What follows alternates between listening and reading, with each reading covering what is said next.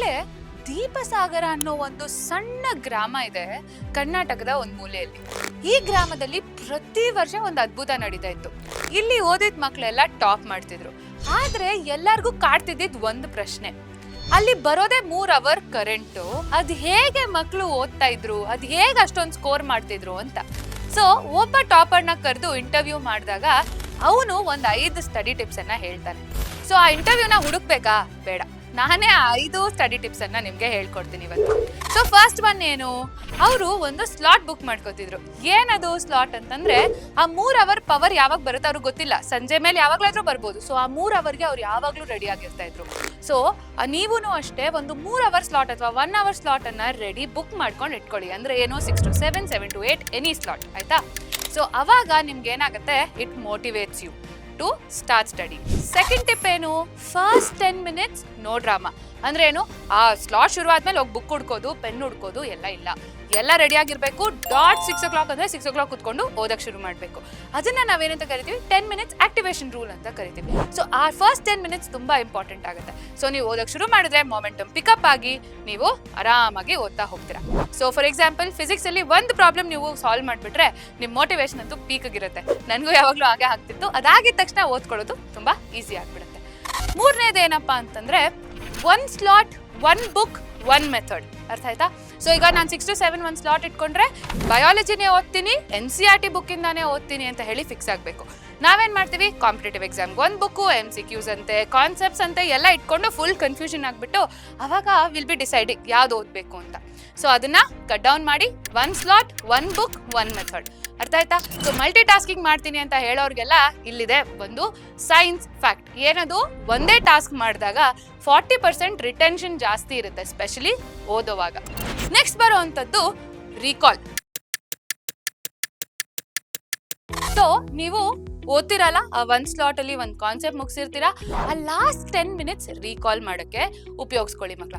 So recall ಅಂತಂದ್ರೆ ಏನು, silent ಆಗಿ ಅಂತ ಅನ್ನೋದಲ್ಲ, ಜೋರಾಗಿ ಕೇಳಿಸೋ ಹಾಗೆ ರಿವೈಸ್ ಮಾಡೋದು.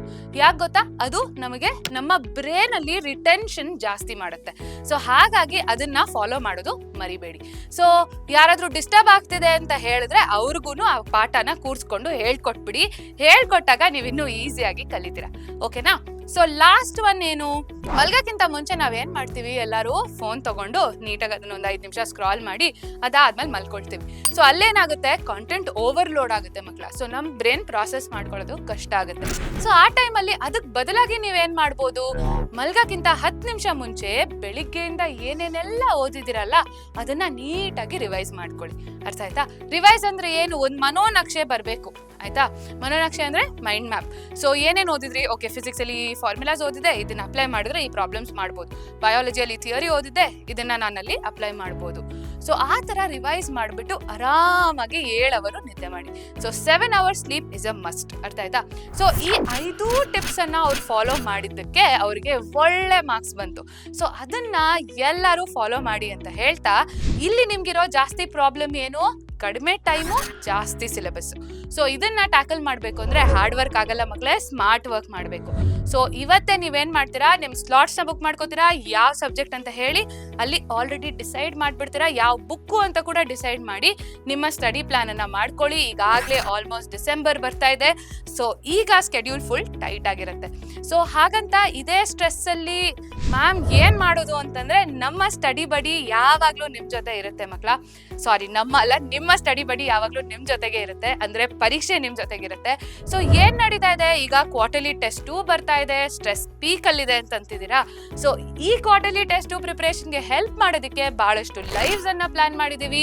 ಸ್ಯಾಂಪಲ್ ಕ್ವೆಶ್ಚನ್ ಪೇಪರ್ ಮತ್ತಷ್ಟು ಸೀಕ್ರೆಟ್, ಎಷ್ಟೊಂದು ಪ್ಲಾನ್ಸ್ ಇದೆ ಮಕ್ಕಳ. ಸೊ ಅದೆಲ್ಲಾನು ನಿಮ್ಮ ಏನಿದೆ ಟೆನ್ಷನ್ ಕಡಿಮೆ ಮಾಡಿ ನಿಮ್ಮ ಪ್ರಿಪರೇಷನ್ ಅನ್ನ ಬೆಟರ್ ಮಾಡೋದಕ್ಕೆ ಬರ್ತಾ ಇದೆ. ಸೊ ಹೇಗೆ ಮ್ಯಾಮ್, ಯಾವಾಗ ಅಂತಂದ್ರೆ ಇದಕ್ಕಂತಾನೆ ಒಂದು ಲೈವ್ ಪ್ಲಾನ್ ಮಾಡಿದೀವಿ ಮಕ್ಕಳ. ಅಲ್ಲಿ ಜಾಯಿನ್ ಆಗೋದು ಮರಿಬೇಡಿ, ನಿಮ್ಮನ್ನ ನೋಡೋಕೆ ಕಾಯ್ತಾ ಇರ್ತೀನಿ. ಮ್ಯಾಮ್ ಇದೆಲ್ಲ ಹೇಗೆ ಗೊತ್ತಾಗುತ್ತೆ, ಟೈಮಿಂಗ್ಸ್ ಏನು ಎತ್ತ ಅಂತ ಕೇಳ್ತೀರಾ?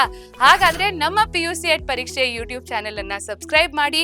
ಸೊ ಸಬ್ಸ್ಕ್ರೈಬ್ ಮಾಡಿದ ತಕ್ಷಣ ನಿಮ್ಗೆಲ್ಲ ನೋಟಿಫಿಕೇಶನ್ಸ್ ಬರ್ತಾ ಇರುತ್ತೆ. ನೀವು ಜಾಯಿನ್ ಆಗಿ ನಿಮ್ಮ ಪ್ರಿಪರೇಷನ್ ಅನ್ನ ಈಸಿ ಮಾಡ್ಕೊಳ್ಳಿ. ಸೊ ಆದಷ್ಟು ಬೇಗ ಮತ್ತೆ ನಿಮ್ ಮುಂದೆ ಬರ್ತೀನಿ ಅಂತ ಹೇಳ್ತಾ ಟಾಟಾ ಬಾಯ್, ಸಿ ಯು.